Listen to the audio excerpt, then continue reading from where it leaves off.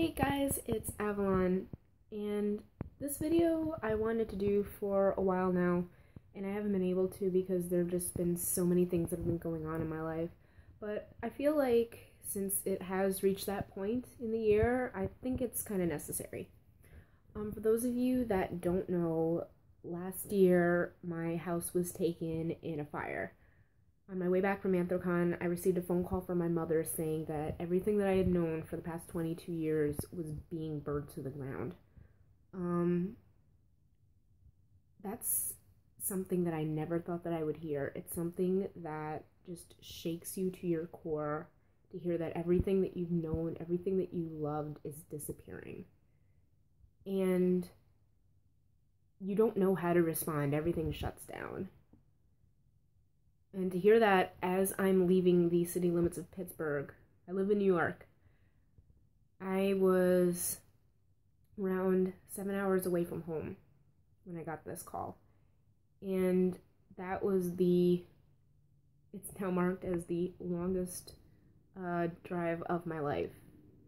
And there aren't any words. All you can think of is why did this happen to me? Why couldn't it have happened to somebody else? And I know that that's cruel, but when you face something like that, you're always thinking, why did it have to be me? You're almost willing to, it's almost like, kind of like some type of scapegoat bargaining. I'm not exactly sure what you would call it, but this is where I ended up. This is not my room. While it is my room, it's not what I was used to for 22 years. My room was bright pink, had obnoxious pink, really dirty, paint-stained carpet, had a small twin-size bed in the corner of it, was covered in laundry, had a ton of video games stacked up in the corner with my desktop computer, had a crap ton of clothes, and then in maybe a couple hours, it's just gone. For those of you out there that have experienced a fire, you guys know what I'm talking about, how once you get back and you have to go into it, you have to pick out everything that you think is salvageable, you have to write down everything that you hope that you can have insurance cover for you. And it's just reliving the tragedy over and over and over again. Eventually you become numb to it, but it still kind of just rocks you. My fire happened, I believe, on the 6th of July of last year. And thank God this year, after coming back from Anthrocon, there were no tragedies for me to take care of. Luckily, my house was covered by insurance. The only thing that wasn't covered was the majority of the things that were inside of it. Because of that, I had a friend's mother, a very close friend's mother, all of a sudden spring the surprise of a GoFundMe on me. And as much as I told people, the only thing that I really need is, someone to talk to, maybe someone to give me a laugh every now and then, to get that much support, you both are completely grateful, moved to tears, and you're also scared, wondering what people are going to think of you. Especially in the cosplay community, GoFundMes, regardless of the reason, will have some type of critic saying, you shouldn't be giving money to this person. Personally, I believe you should do whatever you want with your money, and to the people that donated to me, I have to say thank you from the bottom of my heart. Unfortunately, GoFundMe hasn't given us the check yet. Something happened, so we're working on getting it now. Of course, I'm going to let you guys know when we do. But either way, thank you so much. I ended up receiving support from all corners of the world, which was weird. I had people in Spain messaging me saying, I'm a cosplayer from, Spain or Germany. I had one from Germany that were just saying, not sure what we can do, but we just wanted to reach out and hope that you're okay. And that was amazing that my story had reached that far into the internet. Because of that, I've had a lot of critics, I guess, on certain anonymous websites on Non that have said that I use my fire as, you know, pity points, which I don't think I do. I would hope not. I definitely wouldn't want to be considered someone who does. And some people who have said that I've used all of the money on cosplay stuff. Now, keep in mind, 1, I do not have the check, and 2, I did have a job at the time.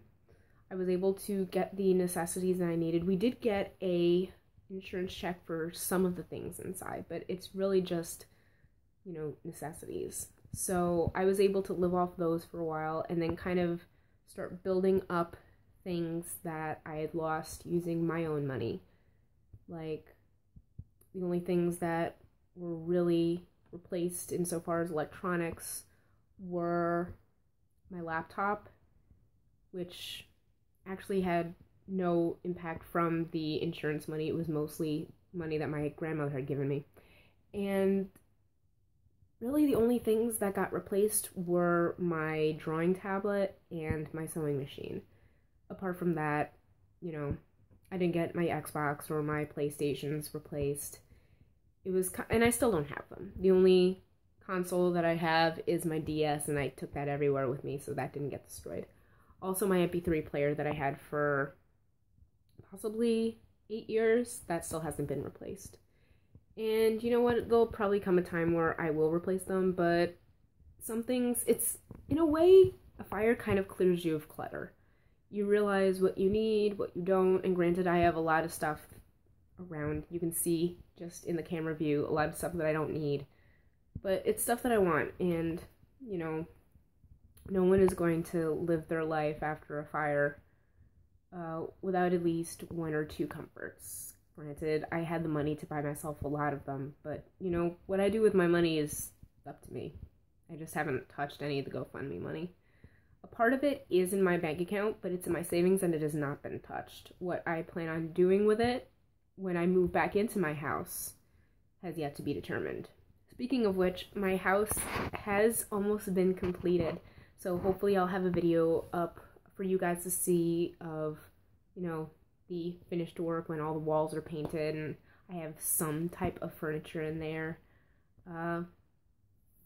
It's kind of weird considering that I was uprooted from a place that I was in for 22 years, and now I'm moving out of a place that I've been for over a year, and I'm moving back.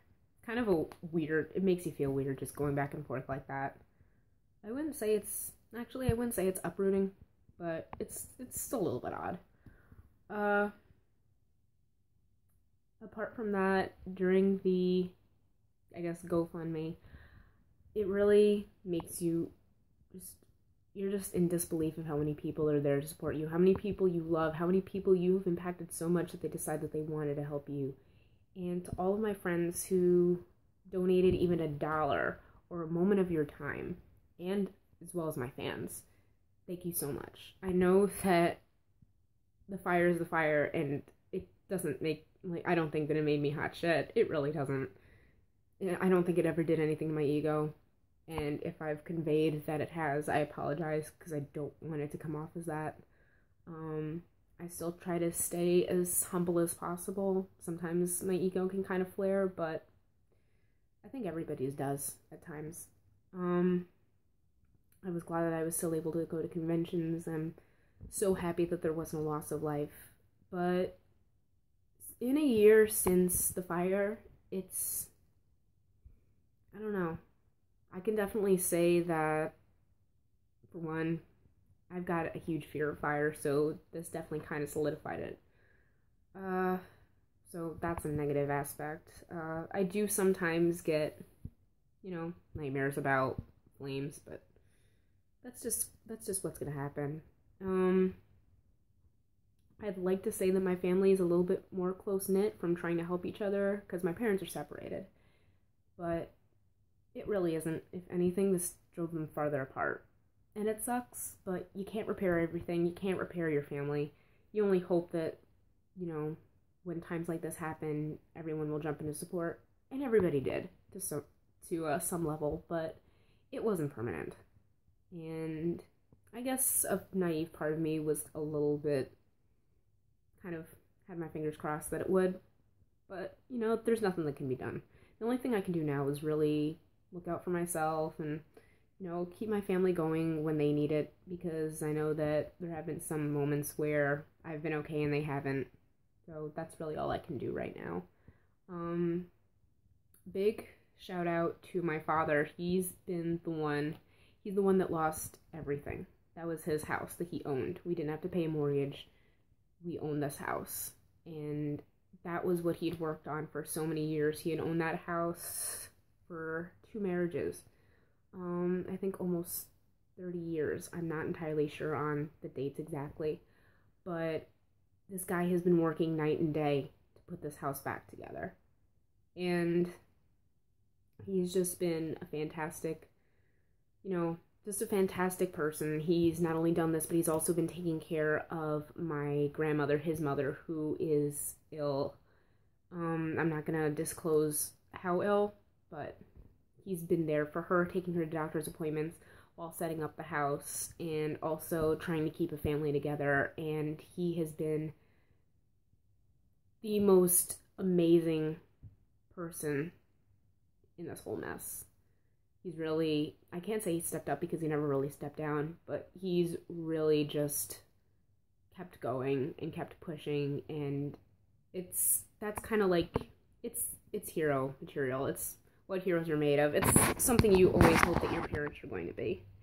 And all I can say is thank you to him. And thank you to everybody else who supported me.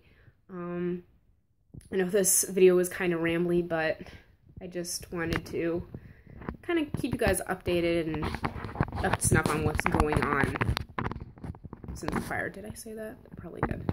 I don't know. I'm really tired. I've been up since 7:30 this morning. But thank you guys for all the support. I hope you continue to stick around. If not, then that's totally up to you. And I hope to see you guys soon. Bye.